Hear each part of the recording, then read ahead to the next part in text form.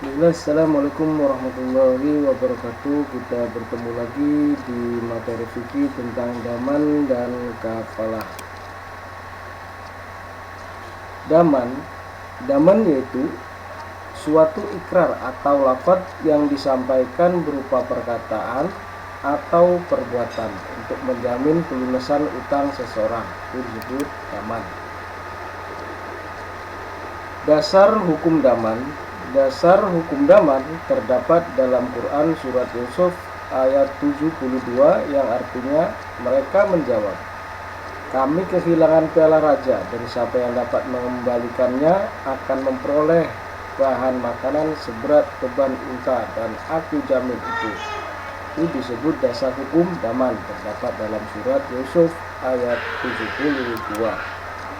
Yang selanjutnya rukun daman.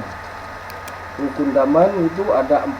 Yang pertama penjamin, yang kedua orang yang dijamin hutangnya atau madmun alaih, yang ketiga penagih yang mendapat jaminan yang disebut dengan madmun lahu, yang terakhir lafaz ikrar, lafaz atau ikrar.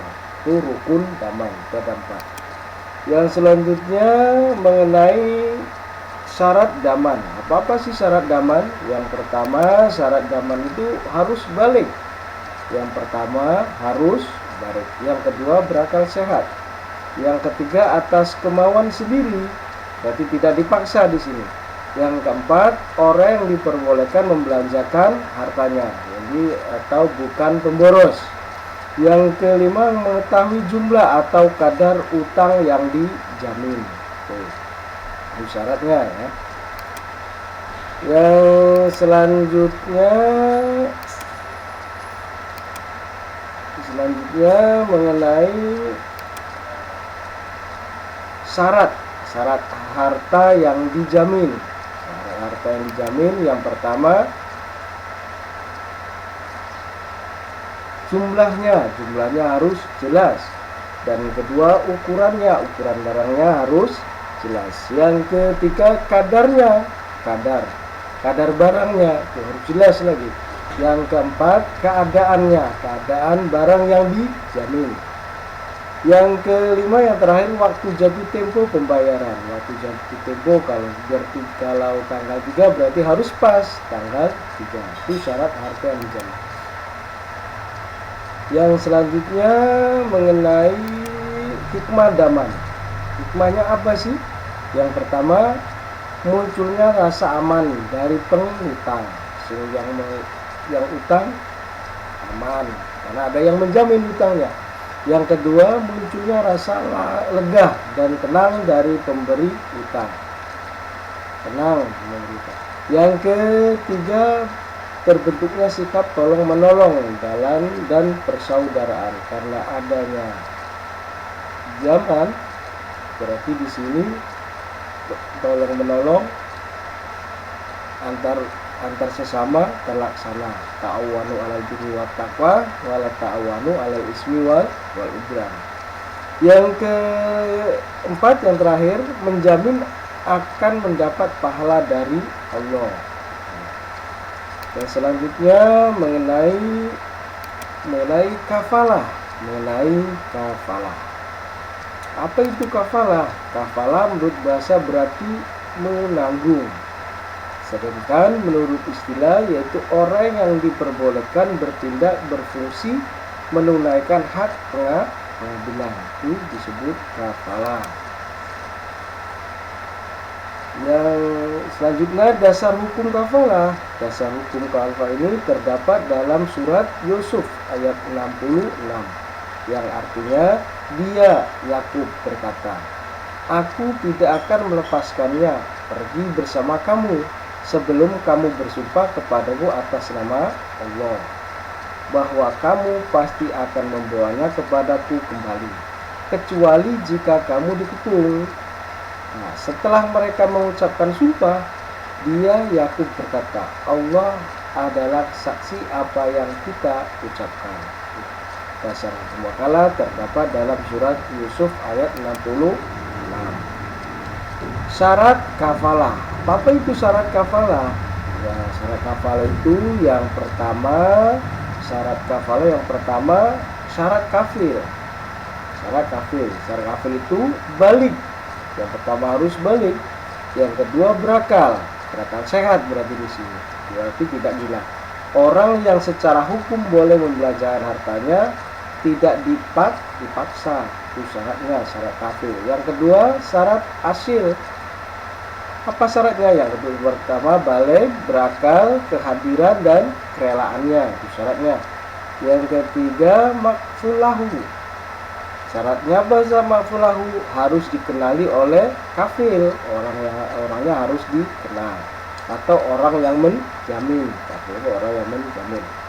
Yang keempat makful bihi itu yang pertama syaratnya jenisnya harus jelas, jumlahnya harus jelas, kadar pekerjaannya juga jelas, atau segala sesuatu yang menjadi hal yang ditanggung atau yang dijamin. Yang selanjutnya rukun kafalah. Rukun kafalah itu ya kafil, orang yang berkewajiban menanggung. Harus ada orang yang berkewajiban menanggung. Hasil orang yang utang atau orang yang ditanggung akan kewajibannya. Rukunnya harus ada. Yang ketiga makfulahu itu orang yang mengutangkannya. Harus ada orang yang mengutangkannya. Kalau tidak ada berarti termasuk rukun kafalah. Yang keempat makful bihi itu orangnya harus jelas, barangnya juga harus jelas, atau pekerjaan yang wajib dipenuhi oleh orang yang ikhwanya ditanggung makful bihi.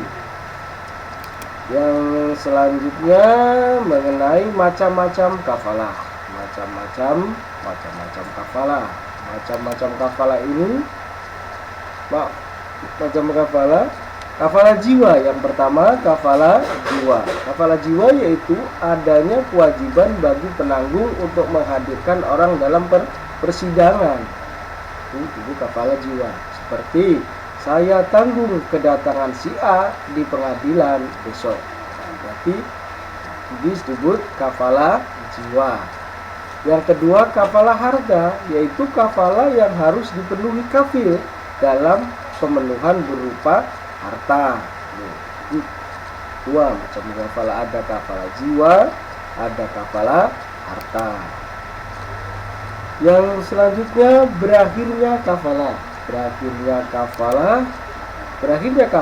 apabila kewajiban dari penanggung sudah terpenuhi dengan baik atau si makfulahu membatalkan akad kafalah karena merelakannya. Itu disebut berakhirnya wakalah. Hikmah kafalah apa? Adanya unsur tolong menolong sesama manusia. Yang tadi itu adanya unsur tolong menolong. Yang kedua, orang yang dijamin hasil terhindar dari perasaan malu dan tercela. Yang ketiga, makfulahu akan terhindar dari unsur penipuan. Yang keempat, kafil akan mendapat pahala dari Allah karena telah menolong orang lain. Itu hikmah kafalah. Mungkin itu aja materi kita hari ini. Kita cukupkan sampai di sini dulu. Mungkin lanjut ke materi selanjutnya. Diakhiri dengan baca hamdalah. Alhamdulillahirabbil alamin.